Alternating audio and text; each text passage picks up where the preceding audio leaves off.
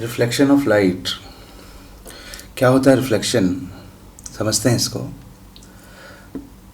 मान लीजिए कि एक सरफेस है जिसके इस तरफ अलग तरह का मीडियम है और इस तरफ अलग तरह का मीडियम है। ये मीडियम नंबर 1, ये मीडियम नंबर 2। जब हम इस पर कोई लाइट इंसिडेंट करते हैं, कोई लाइट एक मीडियम से दूसरे मीडियम में एंटर करती है, तो इस लाइट का कुछ पार्ट या इसकी कुछ एनर्जी इसी मीडियम में लौट जाती है और कुछ पार्ट अगले मीडियम में चला जाता है, अगले मीडियम में ट्रांसमिट हो जाता है। ये पार्ट जो इसी मीडियम में वापस से लौट जाता है, इसी को हम रिफ्लेक्टेड पार्ट कहते हैं। रिफ्लेक्टेड पार्ट जो अगले मीडियम में जाता है, इसको हम बाद में पढ़ेंगे सेपरेटली। इसको हम बोलते हैं रिफ्रैक्टेड पार्ट, इसको रिफ्रैक्शन कहते हैं। और उसी मीडियम में लौट जाना लाइट का कहलाता है reflection. So what is reflection of light? When light enters into a medium, then some of its part return back into the same medium. It is called reflection of light. So how we can define when light is incident on a surface separating two media, then some part of the light return into the same medium. It is called reflection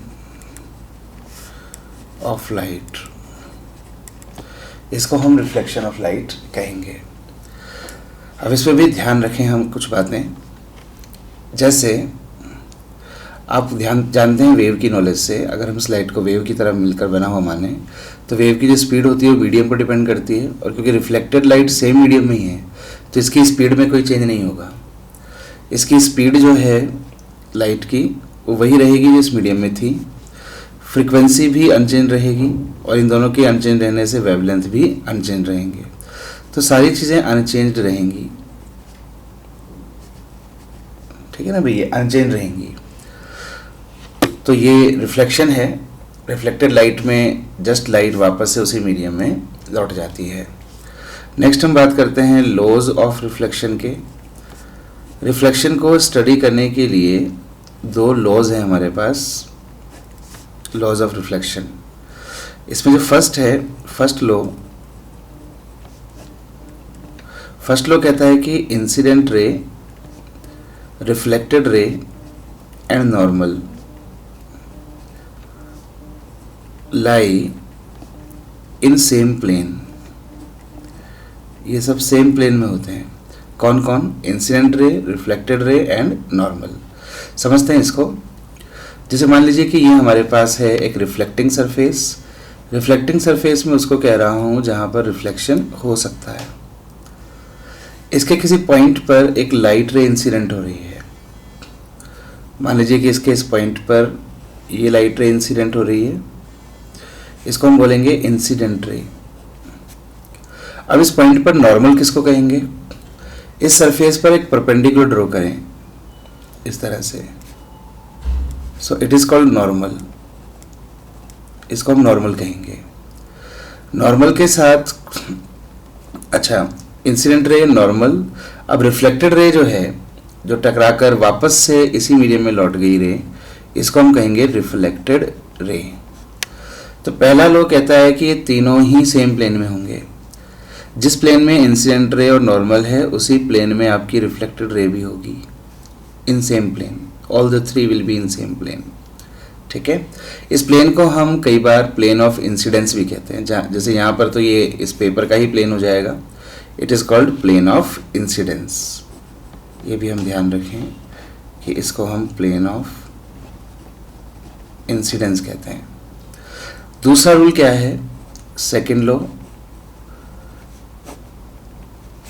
देखो, second law कहता है कि angle of incidence and angle of reflection are same, ये दोनों same होते हैं। Angle of incidence equals to angle of reflection. और ये होते क्या हैं? इंसिडेंट रे नॉर्मल के साथ जो एंगल बनाती है इसको हम बोलते हैं एंगल ऑफ इंसिडेंस, और रिफ्लेक्टेड रे नॉर्मल के साथ जो एंगल बनाती है इसको हम बोलते हैं angle of reflection. And these two are same, this is called second law of reflection. ये दोनों सेम होते हैं।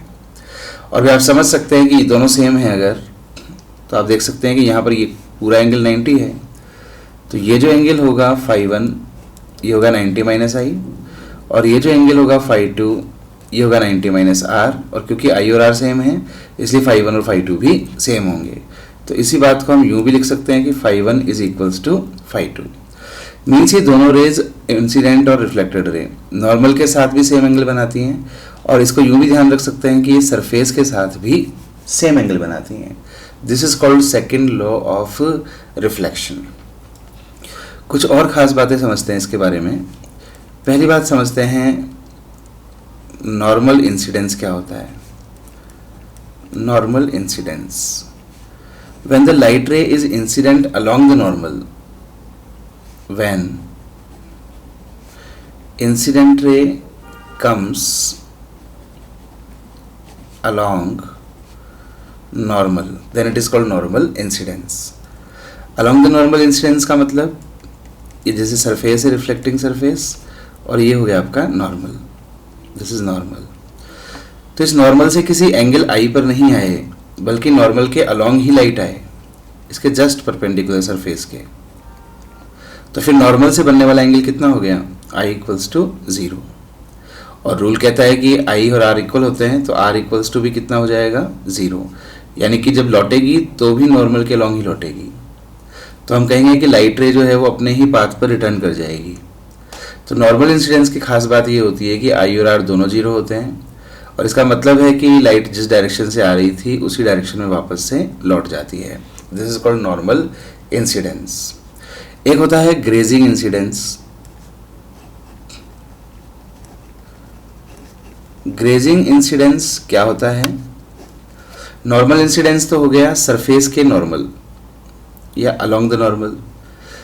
अगर along the surface light ray आए, if light ray is incidence along the surface, then it is called grazing incidence. जैसे ये था surface, ये था नॉर्मल, तो लाइट रे हमारी नॉर्मल के अलोंग नहीं बल्कि सरफेस के अलोंग आए इस तरह से। तो ऐसे में आई इक्वल्स टू 90, और ऐसी की ऐसी ये चली जाएगी, तो R equals to 90। This special case is called grazing incidence. अच्छा, अगर कभी हमारा रिफ्लेक्टिंग सरफेस अगर स्फेरिकल हो, तब रिफ्लेक्शन को कैसे स्टडी करेंगे? For spherical reflecting surface, mean surface plane नहीं है बल्कि स्फेरिकल है, एक स्फेयर का पार्ट है। इस तरह का रिफ्लेक्टिंग सरफेस है, तो इस पर हम रिफ्लेक्शन को कैसे स्टडी करेंगे? मान लेते हैं ये स्फेयर और ये इस स्फेयर का सेंटर, ठीक है भाई। अब इस पर एक लाइट रे इंसिडेंट हो रही है। सपोज एक लाइट रे इस पॉइंट पर यहाँ पर गिर रही है, दिस इज इंसिडेंट रे। अब इसकी रिफ्लेक्टेड रे कैसे बनाएं? तो भी सबसे पहली बात, रिफ्लेक्शन को स्टडी करने के लिए इस पॉइंट पर नॉर्मल ड्रॉ करना होगा। नॉर्मल वो होता है जो सरफेस के परपेंडिकुलर होता है। तो सरफेस को तो हम एक टेंजेंट से समझ सकते हैं, सरफेस तो टेंजेंट के अलोंग होगा, और इस टेंजेंट के नॉर्मल यानी कि इसके परपेंडिकुलर जो होगा वो नॉर्मल होगा। पर आप जानते हैं ना टेंजेंट के परपेंडिकुलर कौन होता है? रेडियस। रेडियस क्या होती है? रेडियस होती है इस पॉइंट को इस स्फेयर के सेंटर से मिला दें, तो ये इस पॉइंट को और सेंटर से मिलाने वाली ये जो लाइन है, दिस इज रेडियस। और रेडियस ही सरफेस के परपेंडिकुलर भी होती है, इसलिए रेडियस ही किसकी तरह बिहेव करेगी? नॉर्मल की तरह। यही खास बात समझने की है कि जब भी सरफेस स्फेरिकल हो तो सरफेस की जो रेडियस होती है उस पॉइंट पर, वही हमारा नॉर्मल बन जाती है। अब तो बात आसान हो गई। अब तो बात आसान ऐसे हो गई कि इंसिडेंट रे नॉर्मल से जितने एंगल पर आएगी, है ना, थीटा पर, उतने ही एंगल थीटा पर लौट जाएगी। तो इसका रिफ्लेक्शन इस तरह से कर देंगे। नॉर्मल इंसिडेंस कैसे होगा? जैसे मान लीजिए इस पॉइंट पर नॉर्मल इंसिडेंस करना है, नॉर्मल मतलब नॉर्मल के अलोंग, और नॉर्मल मतलब रेडियस। तो रेडियस के अलोंग अगर लाइट आती है, जैसे रेडियस की डायरेक्शन है, तो अगर इस डायरेक्शन में हम लाइट को इंसिडेंट करते हैं इस तरह से, तो फिर ये नॉर्मल के अलोंग रेडियस के अलोंग आ रही है, तो फिर इस लाइट को अपने ही पाथ पर लौट जाना पड़ेगा, जैसा कि हमने यहाँ पर स्टडी किया था। और अगर ग्रेजिंग इंसिडेंस करना हो तो ग्रेजिंग इंसिडेंस किसको कहते हैं? Along the surface. तो सरफेस के अलोंग मतलब अलोंग द टेंजेंट। तो इस पर एक टेंजेंट ड्रॉ करें, अगर इसके अलोंग लाइट जाती है तो भी वो अपने ही पाथ पर इस तरह से चली जाएगी। This is called grazing incidence. तो खास बात स्फेरिकल सरफेस के बारे में समझने की ये है कि रेडियस जो होती है उस पॉइंट पर वही हमारा नॉर्मल होगी।